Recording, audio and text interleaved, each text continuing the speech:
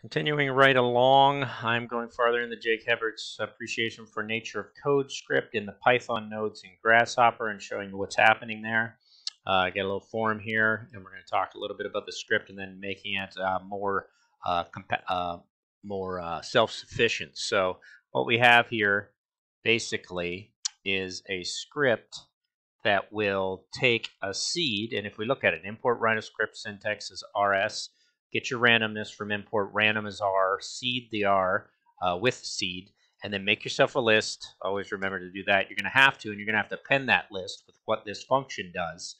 Then you can output that to A.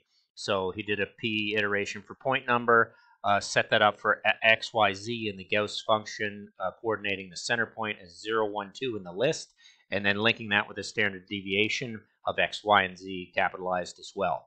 That runs fine, and in doing so, you can come into here, and actually I have to disconnect this one, hook this one in, and we've got this form that's dancing around, and you can play with the seed to change that form. No problem. You can play with the number of points within that form. You can really bring it down in number. And I think I started with an animation here, which was actually kind of fun, taking this up and just running this through a little animation tool. You'll see how it came about. Here it is. It's kind of like a big flatworm growing. And I've got it set to a variable pipe with sign, so it's just more interesting to look at. It's a little slow here as it gets up to 19, 20, 21, 22, 33, 24, because it's a pretty big variable pipe. Lots of NURBS curve associated with it. You can also standard deviate it in different directions, high and low. These are big numbers, so you got to move kind of slow with this, but as I flatten it, I actually thin it out in the X direction. I can thin it out in the Y, and you can widen it. It's a pretty big script, and then you can extend it in the Z if you want. But it's a nice tool. Now, his main point is don't worry about making all that and having a point that it references, because as I move this thing around, as I move this point up and down, as we jump into here, you can see the whole form has to follow that point, because that's really the center of it. So that's kind of nice how that kind of moves around and plays with that.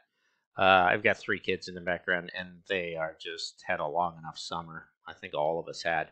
Anyway, so what he writes in that code is there. Now, what he does after that, and I'm just going to take this script and bring it down here, is he says, let's make it not dependent on all these sliders. Let's take off this, and let's show how this doesn't have to have anything once I learn how to ungroup it. So this sits in and of itself on its own. And what I'll do is I'll pop this on so we're only looking at that object.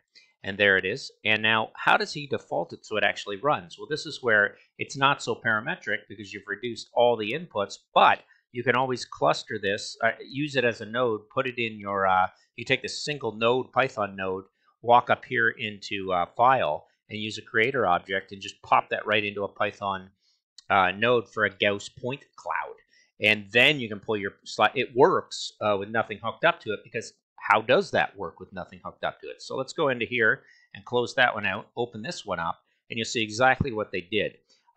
They kept the same script, import Rhino script as rs random, but the seed, if seed is set to none, if you don't put your seed in like that, then it will default very easily the Rhino seed to seed equaling 0. He does the same thing for everything else in the inputs, which is really a great idea. So technically, you could remove. I don't know what would happen if I removed this. If it would fail, I don't think it does. No, and of course I don't want to remove it because I want to be able to tap into it when I need to. So if the standard deviation of x is none, it's going to be set to 20. Y set to 20. Z set to 20. Center point will be set to center if nothing else is inputted, and point number. So that's a tool I never even thought about. They then goes and leaves the script as it is, and you've got a script that runs by just cutting and pasting. I think that's exactly what I'll do. I'll grab this little script. I'll close it up. That script highlighted. I guess I don't need the group around it. I'm going to go into File. I'm going to say Create User Object. It's going to be under Python Script, Gauss Point Cloud. Oh, I love that this all jumps in here. Category Mode Labs. I don't know if I want it in Mode Labs.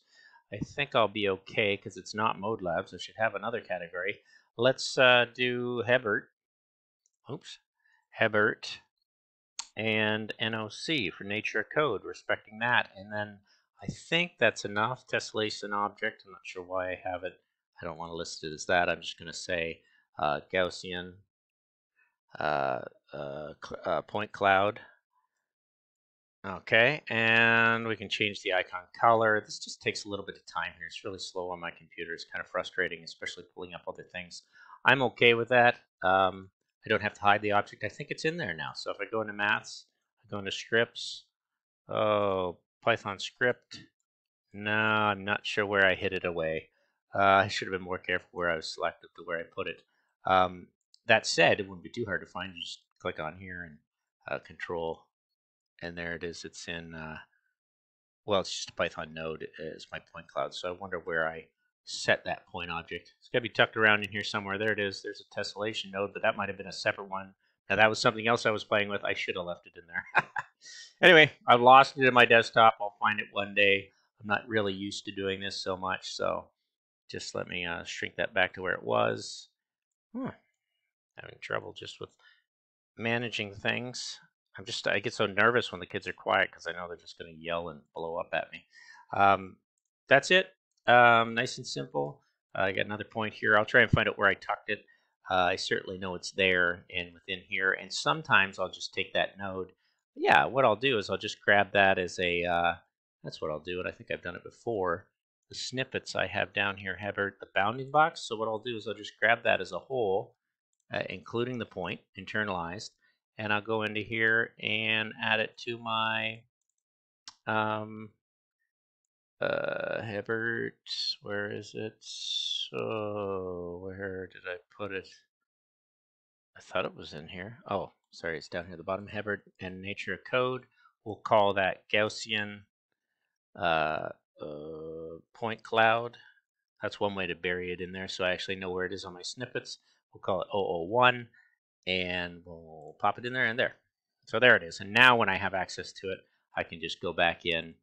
Sorry for that little confusion, but we're only at 6 minutes. If you accidentally open this, it's a pain in the butt because you have to cancel it. But if you go in here and find your Hebbert point cloud, there it is, Gaussian. It popped in here. Now where the script is hidden is way down here. Just grab that and we'll slide that up here. There's the second point cloud. So very easy to get at the information.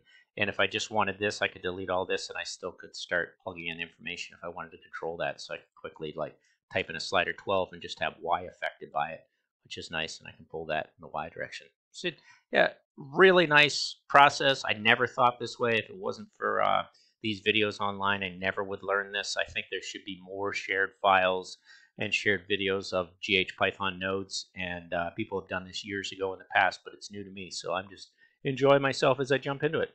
So I hope some of you find it valuable. And there's my big kind of cluster of all the stuff I've been playing with here. And we'll leave it at that. Thanks very much for watching.